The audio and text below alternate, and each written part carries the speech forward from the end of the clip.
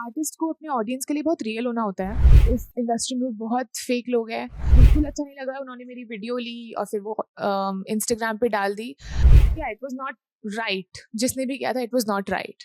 आई think बहुत romance हो गया है। अब टाइम है थ्रिलर का। I love thrillers. सॉन्ग्स के जरिए आप अपने इमोशंस बता पाते हो। बहुत जल्दी आप लोगों को कुछ बहुत अमेजिंग दिखने वाला है। सो या स्टे ट्यून्ड। वो अच्छा लगेगा लोगों को।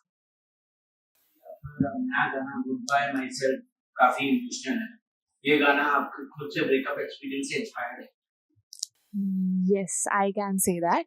Of course, actually, it's not emotional. It is something avengeful. The song is avengeful.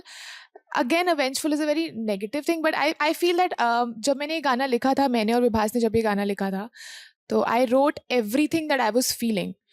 A lot of emotions were there, sadness, anger, and a feeling of making something good of myself. इतने बुरे वक्त के बाद ऐसा feel हो रहा था कि I need to do something that should be revolutionary for my personality. So I think yes, this is the story behind this song. And yes, as you rightly said, it is based on my personal life experience. I was in a relationship which was, I would say, initial stage was good, but then later on it was something that I won't say was good. It was a very bad breakup, and उसी के ऊपर ये गाना लिखा गया है. So yeah. आप इतना ओपन क्यों होना चाहते हैं इस सॉन्ग में? क्या आप चाहते हैं कि लोग आपको एक सीरियस आर्टिस्ट के रूप में देखें? Okay, so I feel एक आर्टिस्ट को अपने ऑडियंस के लिए बहुत रियल होना होता है. इनिशियली जब मैंने ये जर्नी अपनी स्टार्ट करी थी म्यूज़िक में, सो मैं वो गाने कर रही थी जो मुझे मिल रहे थे. It was nothing related to my personality. Now finally I have started expressing what I am feeling through my songs, and I think that is what is important for an artist. And मतलब इस industry में बहुत fake लोग हैं. इस if I talk about influencing industry as well, there are so many people who are going through so much in their life, but still वो एक अलग दुनिया दिखाते हैं ऑडियंस को. एंड लोगों को लगता है दैट उनकी लाइफ कितनी अच्छी है, कितना सब कुछ कितना परफेक्ट है, हमारी लाइफ ऐसी क्यों नहीं है. आई फील जब एक इन्फ्लुएंसर या एक आर्टिस्ट या एक पब्लिक फिगर जब अपना रियल पर्सनालिटी दिखाने लग जाएगा ना, तो आई फील थोड़ा ये जो मेंटल ब्रेकडाउन और जो ये डिप्रेशन एंड ऑल ये सब जो चीज़ें आजकल लोगों को एक्सपीरियंस हो रही है, ये थोड़ी कम हो जाएंगी. Because it's very important for an artist to be real for their audience. या अभिषेक मलान के साथ पहले काम किया था जिसका गाना सुपरहिट गया. क्या दोबारा उनके साथ कोलैब का प्लान है? अभी फिलहाल ऐसी कुछ बात नहीं है, but he is a dear friend. He's a very good friend. I would love to, work with him again. And yeah, In the Clouds was the song name. And like, मेरे पास बहुत amazing memories है उस गाने की. And it's one of my favorites as well. Because वो गाने का जो shoot हुआ था, उसमें हमने genuinely कोई acting या कुछ ऐसे नहीं करी है. It's like, it's all real. Like, we were enjoying through the song. So yes, अगर कुछ ऐसा होता है आपको पता चलेगा, बट अभी फिलहाल के लिए ऐसा कुछ है नहीं. बट मैं डेफिनेटली उससे बोलूंगी ये चीज की let's plan on something new. जो वायरल वीडियो आपका रोते हुए चुपके से किया गया था, उस इंसिडेंट के बाद आपका ट्रस्ट लोगों पर कितना इम्पैक्ट हुआ? ओके, सो वो आई डोंट नो किसने वो वीडियो ली. ट्रस्ट की आई डोंट थिंक उस चीज़ की वजह से ट्रस्ट मेरा थोड़ा कम हो जाएगा मेरे लोगों पे. बिकॉज दैट्स नॉट समथिंग जो मेरे फ्रेंड्स ने या मेरे किसी ग्रुप ने बनाई है. इट्स माई ऑडियंस, लाइक जो भी मुझे शायद फॉलो करते होंगे या जो जानते होंगे उनमें से किसी ने बनाई है. So of course I did not like that. मुझे बिल्कुल अच्छा नहीं लगा उन्होंने मेरी वीडियो ली और फिर वो इंस्टाग्राम पे डाल दी. But I will be very careful, from next time onwards. I need to be very perfectly, like, proper publicly. I will make sure of that. But yeah, it was not right. जिसने भी किया था, it was not right. Debut किसी बड़े banner के साथ हो रहा है या थोड़ा हिंट दे सकती हैं? I am sorry, I won't be able to say anything about that. जब कुछ होगा डेफिनेटली आप सबको सबसे पहले पता चलेगा. Let's या let's do the fingers crossed thing.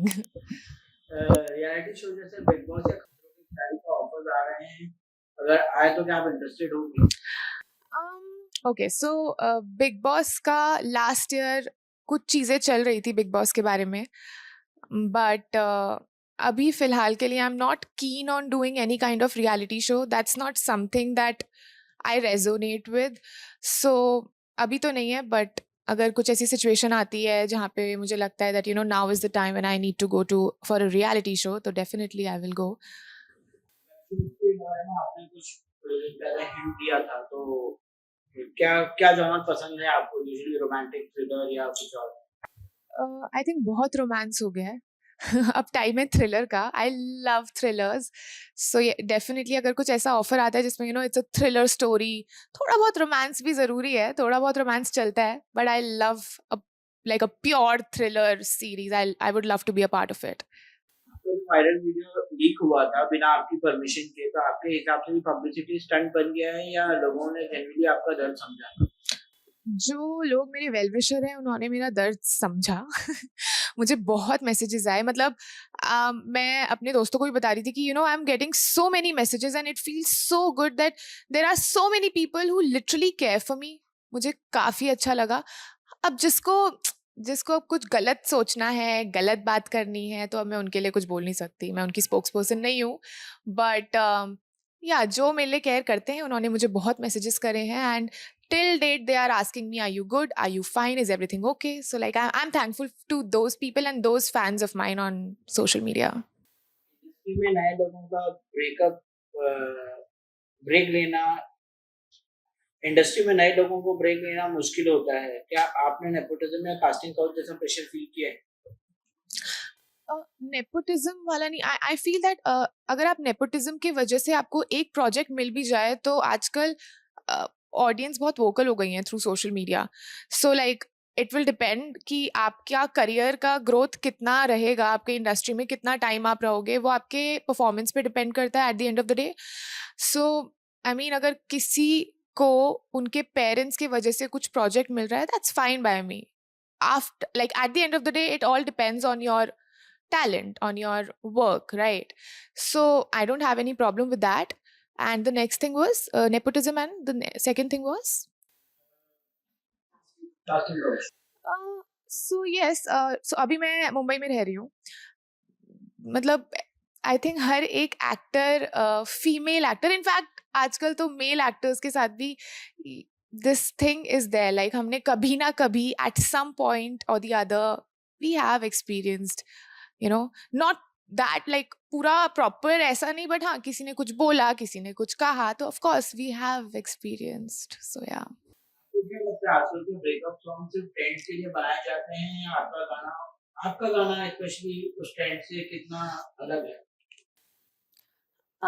I think songs के जरिए आप अपने इमोशंस बता पाते हो. अब सारे सॉन्ग्स प्यार के बनेंगे तो मतलब जिनका ब्रेकअप हुआ है वो तो नहीं सुन पाएंगे ना वो गाने. तो ऑफ कोर्स पीपल जो लड़का लड़की हैं, जो who are not going through a good phase in their life, तो उनके लिए भी सॉन्ग्स बनने ज़रूरी हैं. We should tell the world that breakup is normal. Like it's not something जो जिसके बारे में बात नहीं कर सकते, या आपको अपना पूरा फेक वो बना के रखना है, you are happy and all. It's okay, you have to show your emotions.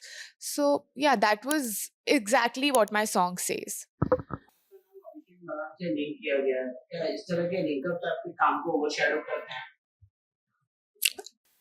I think एक आर्टिस्ट के लिए ये बहुत नॉर्मल चीज़ है. मतलब आप जिसके साथ भी काम करोगे, आपके साथ उस दूसरे आर्टिस्ट का नाम लिंकअप कर दिया जाएगा. सो हाँ, किया गया था.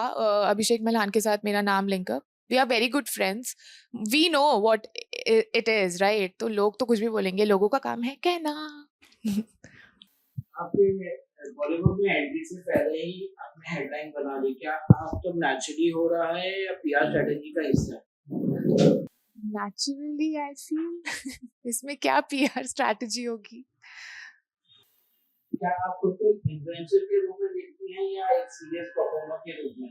दोनों रूल्स में काफ़ी कन्फ्यूजन होती है ऑडियंस को।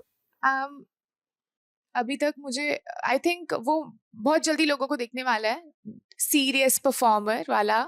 आई थिंक सारे आर्टिस्ट, बीट एन एक्टर और अ सिंगर और एनी आर्टिस्ट, इंस्टाग्राम में if they have good following, good people you know who know them, वो इन्फ्लुएंसिंग में कहीं ना कहीं आ जाते हैं, right? So this is normal, but अगर मैं सीरियस परफॉर्मेंस की बात करूँ तो बहुत जल्दी आप लोगों को कुछ बहुत अमेजिंग दिखने वाला है। सो या, स्टे ट्यून्ड। बिग बॉस की बात की जाए तो अगर बिग बॉस को बुलाया तो आप रेडी कंट्रोवर्सीज के फेस करने के लिए नेशनल टीवी पर?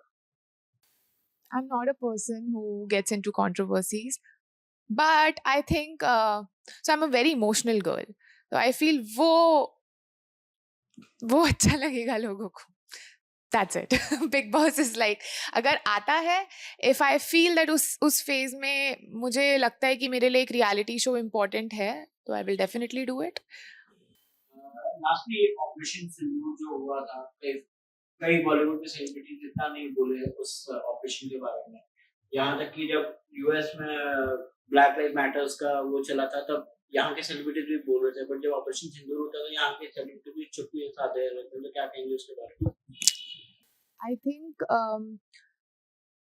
हमें आवाज़ दी है और हमें ऑडियंस ने एक ऐसा मुकाम दिया है जहाँ पे अगर हम जो भी बोलेंगे तो उससे लोग यू नो एनर्जाइज्ड और एगनाइज्ड और वो सब फीलिंग आएगी उनमें। तो आई थिंक अगर आपको वो पावर दी है ऑडियंस ने, तो आपको डेफिनेटली उस आवाज़ को यूज़ करना चाहिए। I am like a pure believer कि अगर if you feel something which is not right, you should be vocal about it. If I talk about operation Sindoor, so दूसरी कंट्री के एक्टर्स ने बहुत कुछ बोला हमारे लिए, राइट? स्टोरीज डाली। तो आई मीन हमारी कंट्री में क्या प्रॉब्लम है? I love my country, I want to talk about my country on a international level. Of course this was an international level only, पूरी दुनिया हमें देख रही थी। तो this is, as an artist, as a person who has little power, I think it's our duty to talk about that and बोलना चाहिए था यार। that's not right, मुझे अच्छा नहीं लगा। I think हमें बोलना चाहिए था, मैंने बहुत बोला because मेरी फैमिली में बहुत लोग आर्मी में हैं एंड माई जीजू इज़ एन इन्फेंट, लाइक जो आर्मी में जो इन्फेंट्री जो बटालियन होती है उसमें है, तो ही वॉज देयर, वो उधर ही थे। तो मुझे बहुत चीज़ें पता चल रही थी, तो मैंने like I kind of was very much into that देशभक्ति। मैं full on I was in that zone. या तुर्की और अज़रबैजान अज़रबैजान जैसे देश जो है पाकिस्तान को सपोर्ट कर रहे हैं। तो आपको लगता है कहीं न कहीं हमें भी तुर्की और अज़रबैजान को बॉयकॉट करना चाहिए और फिर टूरिज़्म को बंद करके, या क्योंकि हमारे यहाँ से बहुत सारे प्रोड्यूसर्स और फिल्म प्रोड्यूसर्स वहाँ पे जाते हैं शूट करने के लिए, या फिर एक्टर्स जाते हैं घूमने फिरने के लिए। तो आपको लगता है कहीं न कहीं हमें स्टॉप करना चाहिए? okay, so six in the month of September, October, I was in Turkey only, and Turkey is a beautiful country. I wanted to go there again, but after all this, मेरा visa भी लग गया था. But after all this, I am not going. So I think we should boycott.